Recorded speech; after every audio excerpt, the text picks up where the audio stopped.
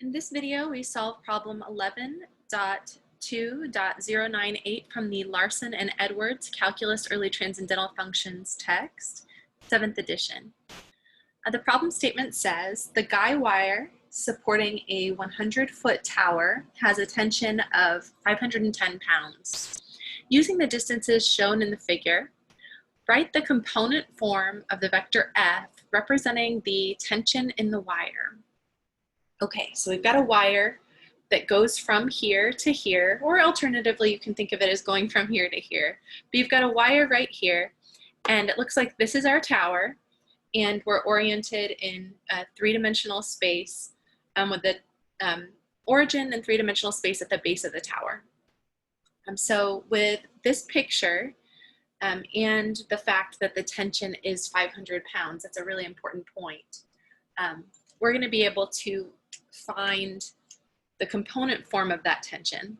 So what this tells us is that the tension is lying along this wire, and the tension is 510 pounds. You can think of it as starting here and going this way, or you can think of it as starting there and going that way. Either way, the tension is 510 pounds in magnitude.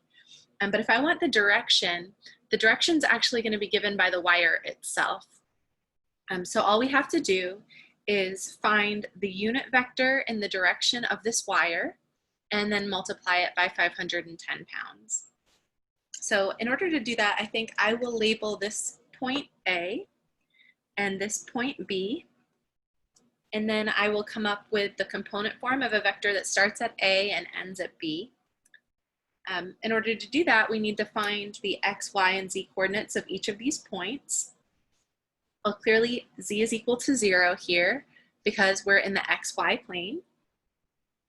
The X coordinate is 75 because we're going positive 75 units in the X direction. And the Y coordinate is negative 50 because we're going negative 50 units in the Y direction.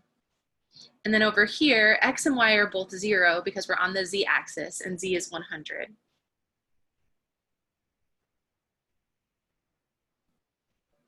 So if I want the vector from A to B, it can be represented this way. You take the coordinates of B, the terminal point, and you subtract the coordinates of A. So we're going to do 0 minus 75, then 0 minus a negative 50, and then 100 minus 0. And then we simplify. We get negative 75, 50, 100. Now we could have just as easily found the vector from B to A, and that would be fine too. We just want a vector that has the same direction as this wire. And of course you can think of the wire as going in this direction or that direction. It doesn't matter. Now the next thing I want to do is I want to find the length of the vector AB. The length of the wire is the same as the length of the vector, or the magnitude of the vector. And remember how we do that. We take the components and then we square them and add them and take the square root.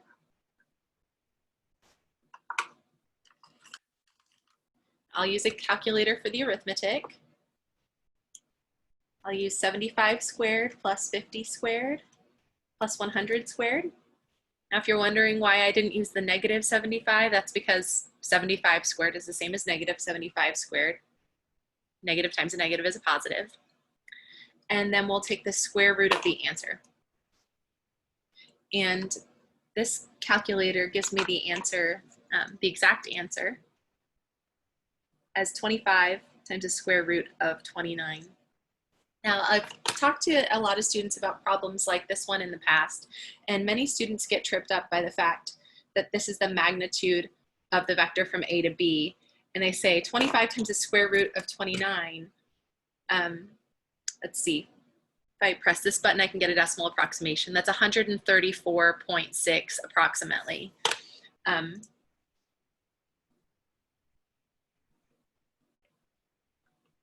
And students will get confused and they'll say, okay, what is that? What is that exactly? I thought the magnitude of the tension was 510 pounds, and you're absolutely right.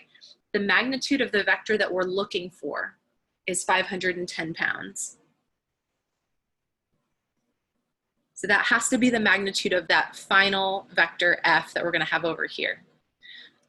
But the magnitude of the vector from A to B is actually the length of that wire. They didn't give us units here, but since we're measuring our tension in pounds, I would assume that all of these are feet. So, oh, actually they did give us units, that's feet. So that's 100 feet. This is 50 feet in the negative y direction, and this is 75 feet. So this is 134.6 feet, approximately. So another way to look at this is what this is finding is the length of the wire. If we're trying to find the tension in component form, because that's what they give us this vector F, and then they give us a box, and they want us to write the component form of the vector representing the tension. That goes right here. The magnitude of that vector has to be 510 pounds. It's the magnitude of the force on this wire is not the same as the length of the wire. Like if we were doing tug of war, for example, and I was pulling on a rope, the length of the rope and the number of pounds of force that I'm pulling with are not the same thing. So you want to keep that in mind. So you say, okay, well, how do I get this over here then? Well, we know that our tension has the same direction as this vector AB, but it has a different magnitude. So the force F that we're looking for, which is representing the tension, is going to be the magnitude of F times the unit vector in the direction of this wire. And the unit vector in the direction of the wire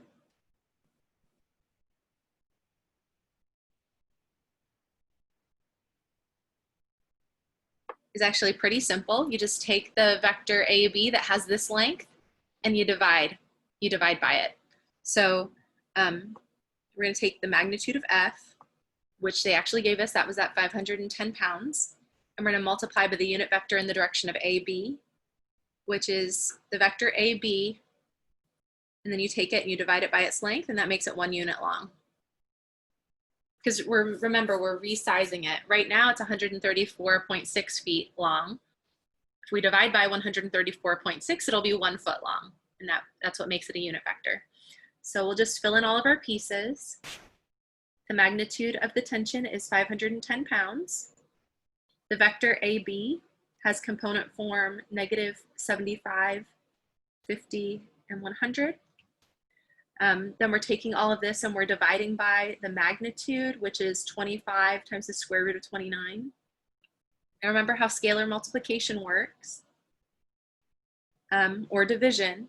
We're taking this guy, this vector, and we're dividing, each of the components by 25 times the square root of 29. So I've got -75 over 25 root 29. And then this component over the same thing.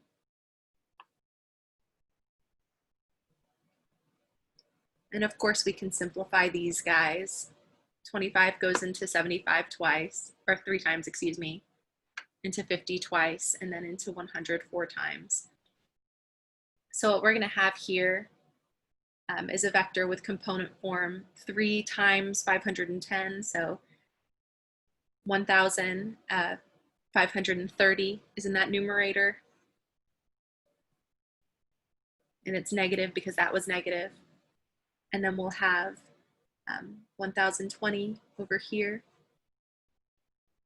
And then we'll have 2,040 over there.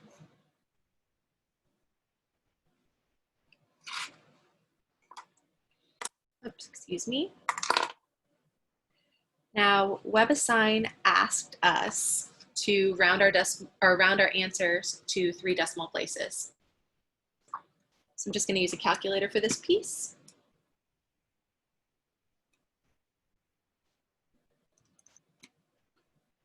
So that was 284.1139 when I round, negative 284.1139. And then we had that 1,020 divided by square root of 29. That's 189.9. 4092. And then that 2040 divided by the square root of 29. 378.8185. This is one version of the answer.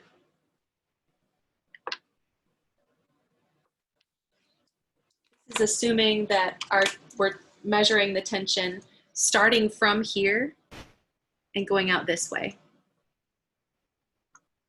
So that's our force there. Now you're going to have an equal tension over here. In that case, we would use the vector BA and divide by the magnitude of BA, which is the same as the magnitude of AB. So if we're using, this is F1, and that's the answer that I just came up with right here. If I was using, let's say, F2, which has exactly the same magnitude, both of these are the tension in the wire, it would be exactly the same, except it would have opposite directions. So you just multiply all of those components by -1. Now, I'm not 100% sure if WebAssign will take both of these answers. I'm not sure if they're looking for a specific answer, but actually technically both of them are right. But if you're typing this answer into WebAssign, I would just try one of them, and then if this one doesn't work, try the other one. Now, of course, you're probably going to have different numbers when you solve this problem, so you're just going to do something very similar. Okay, so that's what you would type into this box right here.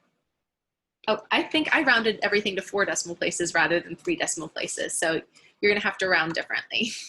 So this should be -284.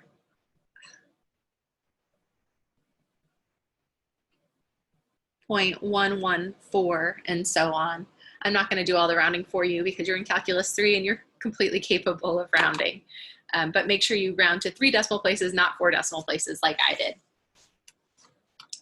I hope that helps.